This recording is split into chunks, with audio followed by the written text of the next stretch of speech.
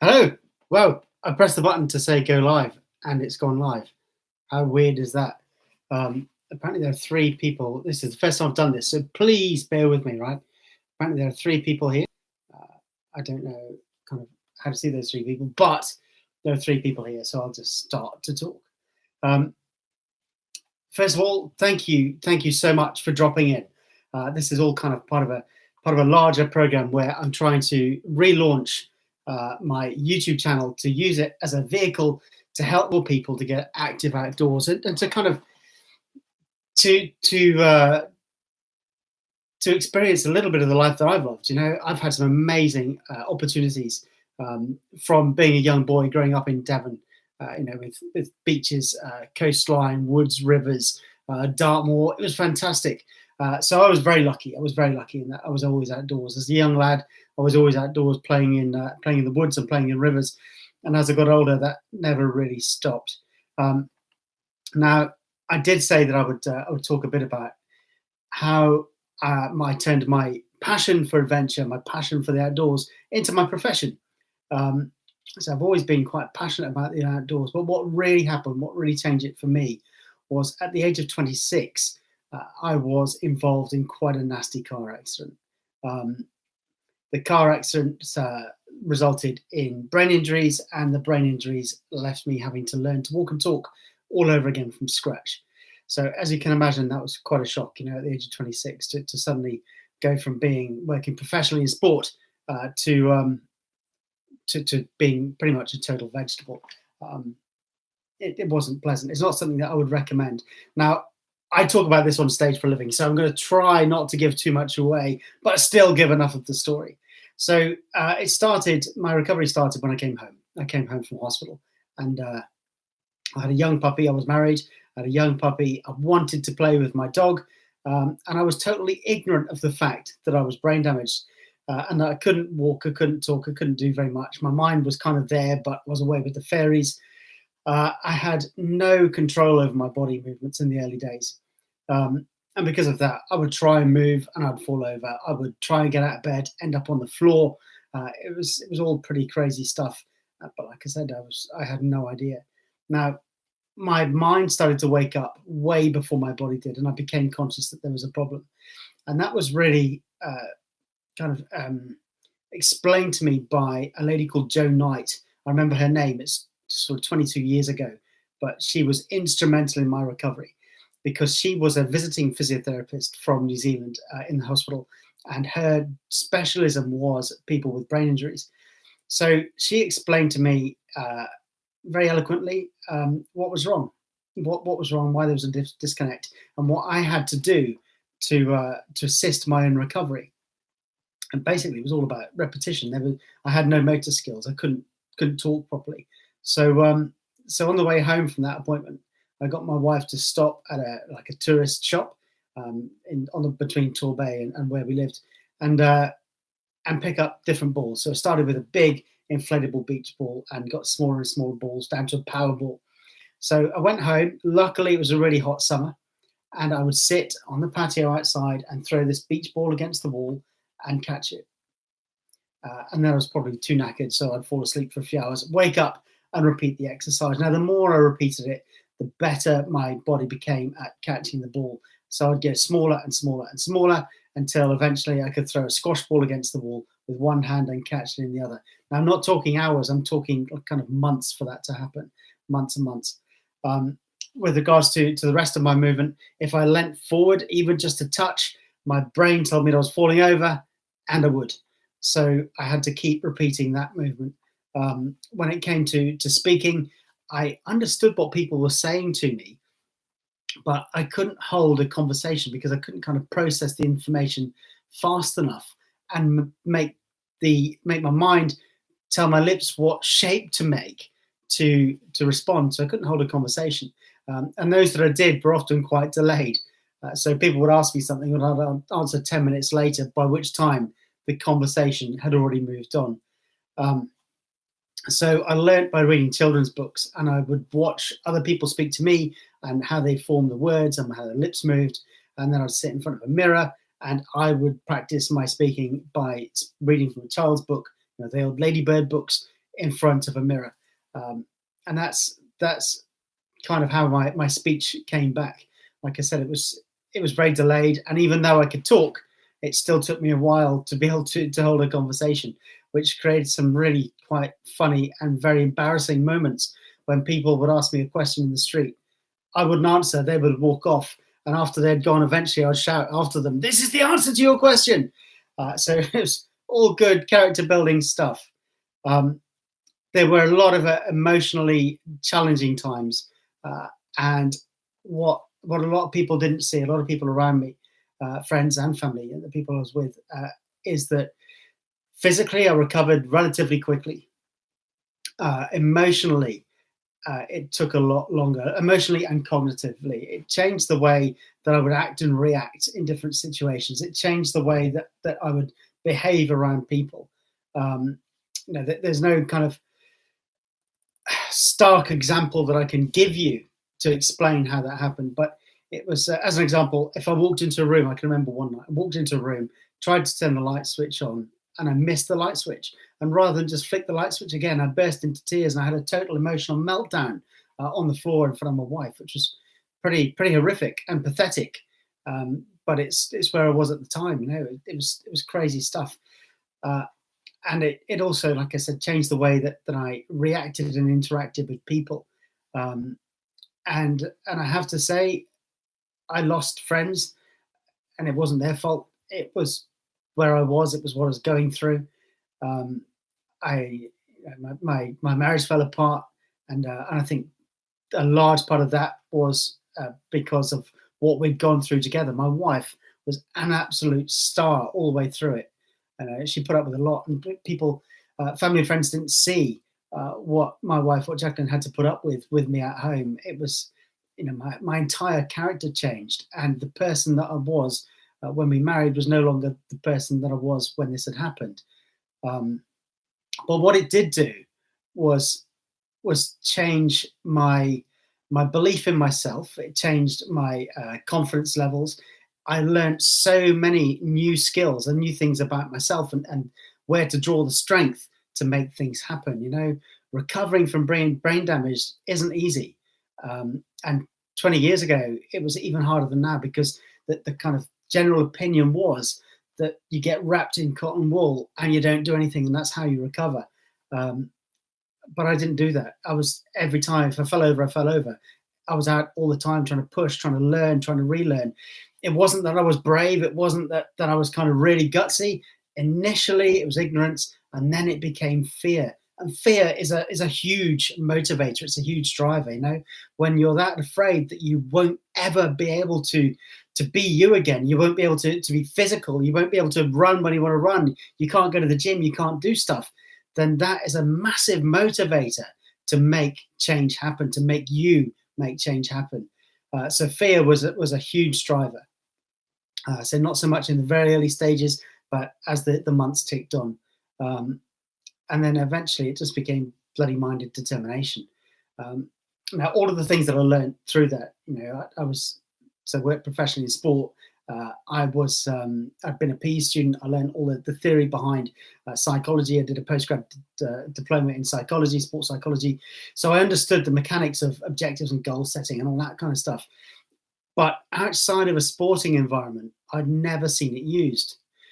But through my recovery, it was objectives and goals that got me through. And eventually I came up with this idea that I wanted to kind of become who I am now, a professional adventurer, explorer, whatever you want to call me. So I developed goals to give me progression, direction, and motivation, and I made it happen. And like I say, it wasn't easy, and I had a good level of support from some of the people around me. It was quite it was difficult for my friends as well as for me. They didn't know how to act and react around me, and as I said, my own actions and inactions over the months and several years that followed cost me friendships, and like I say, ultimately my marriage. But things happen and things move on. Now, on my expeditions, I often draw on those experiences, those relevant experiences, to help me get through the tough times. When times are tough, it can't be any more tough than being a prisoner trapped in your own skin. So I draw on everything I've done before. It's all transferable, it's all relatable, it's learned, and I carry that forward. So when I'm on an expedition in the Arctic, in a jungle, in a desert, climbing a mountain, whatever I'm doing, then I can draw on those experiences, even now, 20 years later. And every one of those experiences kind of compounds, it builds on the previous one. And that's how I do what I do. So it's been a really interesting journey. Now, everything that I do, literally everything I do, connects with charities, and most of those charities are in the world of education. I'm very passionate about education. A million years ago, when I was a lot younger, I did consider becoming a teacher. So I tried it one day a week, absolutely hated it. Hats off to anybody out there that is a teacher, because I couldn't do it. I didn't have the patience. I couldn't. It wasn't me. But anyway, I'm still passionate about education and the way children learn. And off the back of that, I tried to connect with schools all over the world throughout my expeditions and adventures, before, during, and after, and give teachers an alternative way to bring new subjects into classroom, or to reinforce what they've already taught. Most of the work that I do is kind of with, I guess, 8 to 11, 8 to 12 age group. I do occasionally go older. I've lectured at universities, mostly to do with sports psychology stuff, which is kind of where my strength lies: physiology and psychology, sports psychology, I should say. But then, I can't remember how many years ago it was now. One of the things that's left over from being brain damaged is I've got no sense of chronology. What happened last week could have been a year ago. What happened a year ago could have been last week. I'm rubbish. But a few years ago, I was looking at doing an expedition with some colleagues, and we wanted to raise awareness of the fact that not every child goes to school. So did a Google search and found an organisation based out in Doha that do an immense amount of work in breaking down barriers to education and making sure that every child everywhere has access to quality education. Education for all comes under Sustainable Development Goal 4. So I contacted this organisation, and they kind of took me under their wing for a little while, and it was an absolute eye-opener. I had no idea of the challenges faced to education. At that time, I thought about the usual poverty, blah blah blah. I hadn't considered the breadth and the depth of the barriers to education. And the more I learned, the more I got involved, the more I wanted to do, the more I did, the more involved I got. And it just became that kind of spiral. So because of that, that engagement, I've worked to combat barriers to education all over the world. I'm not just talking kind of areas where poverty is rife, or where they don't have access because of lack of facilities. I'm not talking deepest, darkest Africa. I'm not talking about other continents. It can be right here. I've done loads of work right here in the UK to help children get back into education. One of the barriers to education is kind of migrant populations, and that's the same here. In right here in the UK, we have transient populations where the children have fractured education. So I don't care where this happens. It happens all over the world. There are barriers to education, and that's what I try to combat. So when you see me post stuff on my social media channels, it can be Twitter or Instagram or Facebook, or even here on YouTube, where I'm ExplorerJust everywhere, so it's easy to find. A lot of my work will follow down the education route.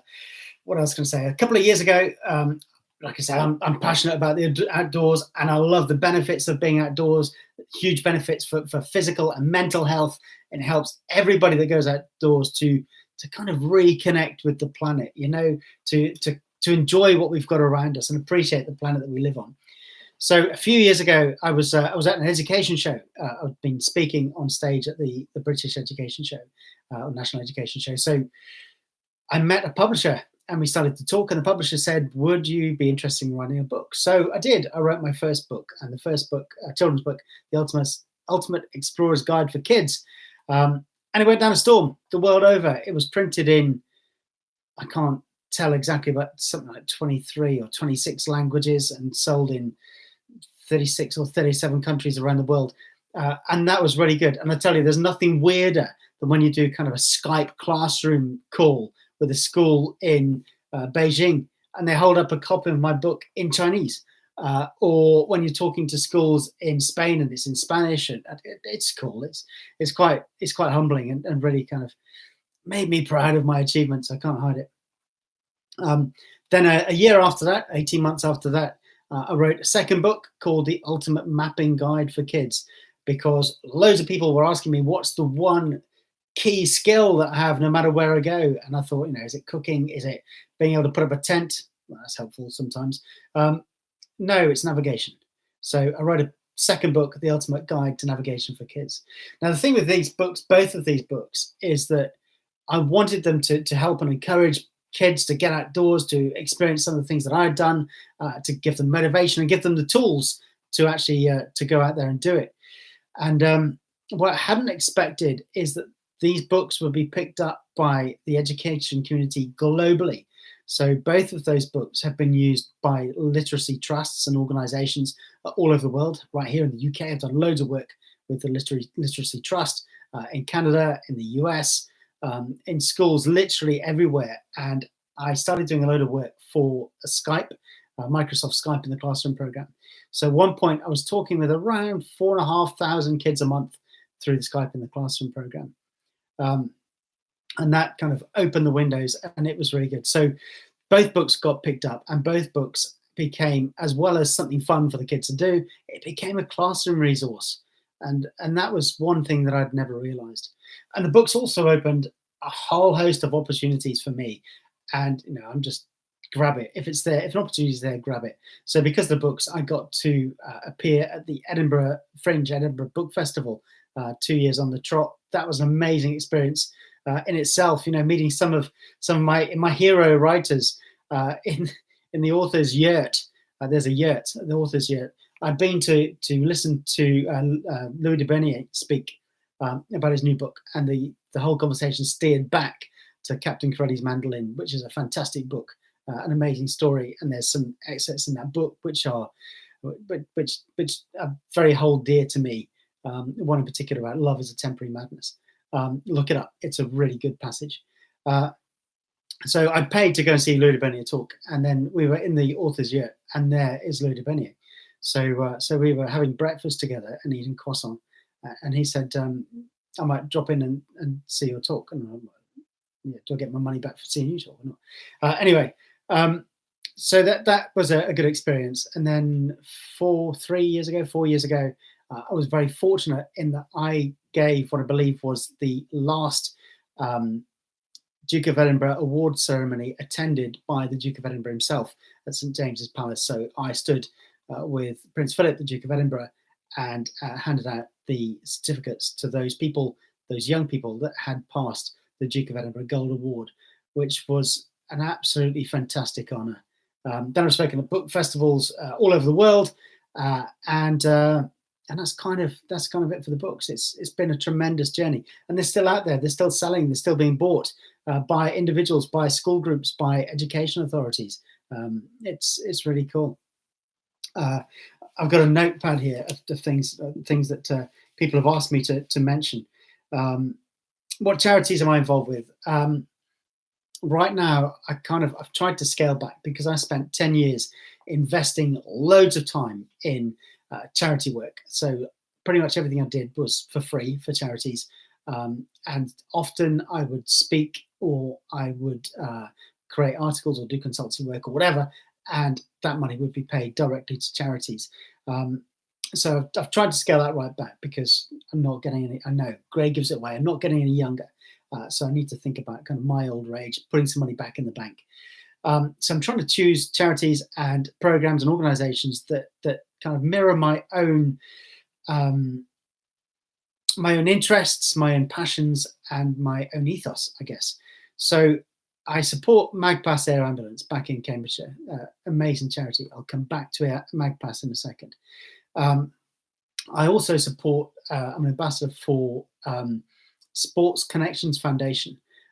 I will drop a link somewhere, or I'll put it on my other social media channels, Sports Connections Foundation.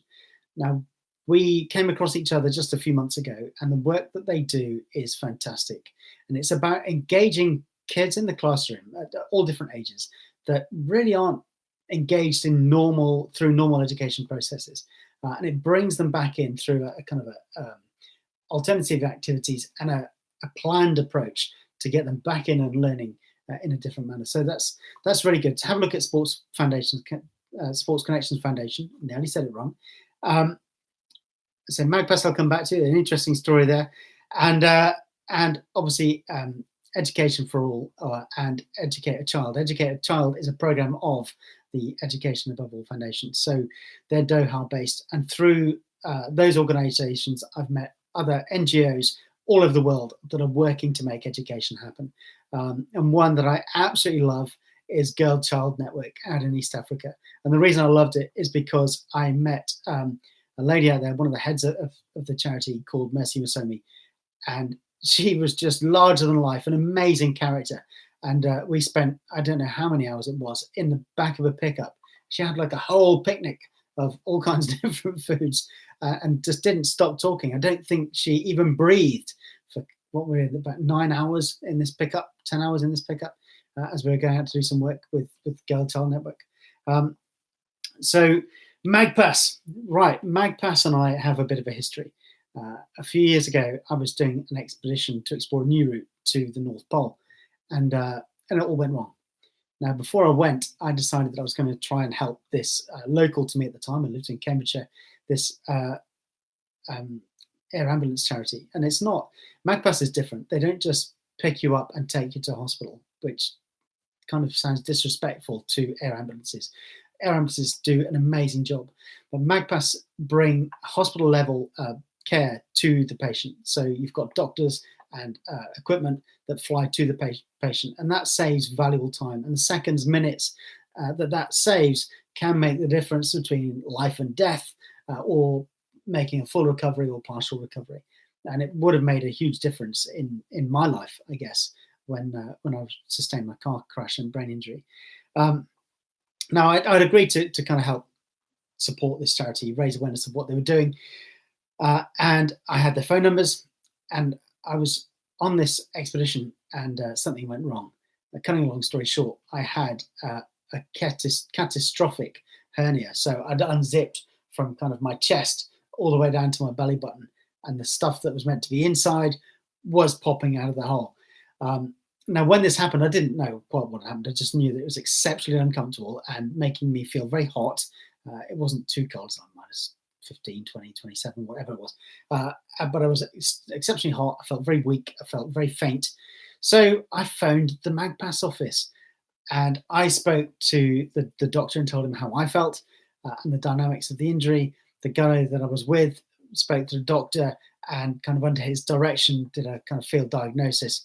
And then the doctor spoke to me and said, "This is what I think it is. You need to get off the ice, and quick, because there's a chance that you will die." So I came home, had surgery, and now I've got bionic abs, which is pretty cool. And that's my excuse for not having rippling abs, because they're all bionic and I don't need them. And then, so that was, I was talking to Dr. Rob McKenzie and on the phone. So he was on a motorway in a lay-by inside of his car to take the call from me at whatever it was, 82.3 degrees north, 4, I can't remember. But anyway, wherever we were, above Greenland, on top of Greenland, that's where Rob was when I was phoning him from there. Fast forward a couple of years, and I was doing some work in Kenya, and whilst I was out there, I decided to go and climb Mount Kenya. On the way down the mountain, you do the summit, and then I just cascaded right the way down through the camps to the bottom camp. And I got in and got to bed, because you get up at silly o'clock to do your summit. And this party arrives, that they were from Scandinavia somewhere, and there was a girl coughing, and I thought, I know what that is. So I went next door, banged on the door of the hut, and the guy refused help. They had a professional guide, refused help, refused to talk to me. Then about an hour, 2 hours later, it was exactly the same. The cough was getting worse. So when I knocked on the door and said, I think that your client has HAPE, high altitude pulmonary edema, and she needs help, and she needs help now. And he said, "Well, you're not a doctor, you're not a nurse, just go away. It's fine." I said, would it help if you spoke to an actual doctor or listened to a call?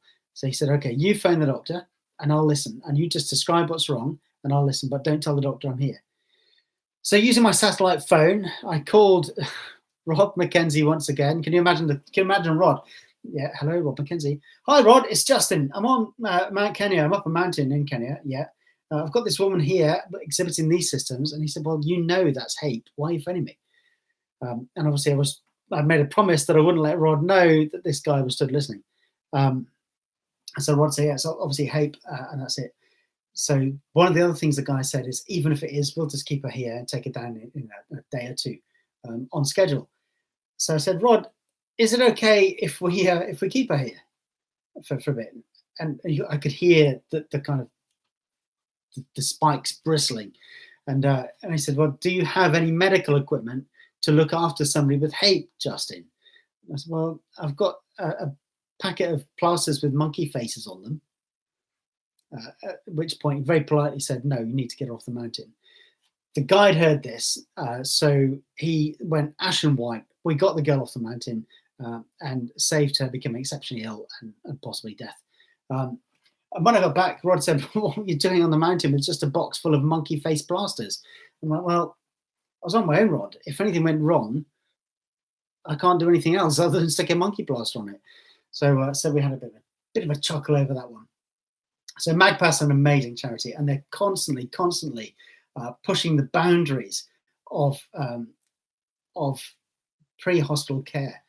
And they've got some courses going on, and they're taking their knowledge to other air ambulances and organisations all around the country. So do check out MAGPAS Air Ambulance. Definitely worth looking at. And I'm going to wrap up because I've been waffling on for about 25 minutes. If you are here, then I really do hope that you've enjoyed it. I need to find a way of making sure that I get questions and things. Oh, have I just missed it? No, that's wrong. So I just pressed the button that was wrong. That shows that I'm exceptionally technically inept. I've got no, that doesn't do what I want to do either. Okay, so I've possibly done this wrong. Maybe you have been asking questions and I haven't seen any of it. Maybe you're making comments. Maybe you're dropping me a line to say, Just, we can't hear anything you're saying because your microphone's not working and I've been talking for 25 minutes and nobody can hear what I say. I just hope you can lip read. Maybe I should have got closer to the camera. All right, so I'm going to go. Thank you very much for tuning in. If you are here watching live, fantastic. If you're watching after the event, then thank you so very much for joining me there. I'm going to go. So whatever you're doing, be good, be brilliant, be awesome. And if I can help you in any way, then please do get in touch and let's make good stuff happen. We're in it together. I'll be back next Thursday at 7:30. See you then. Bye-bye.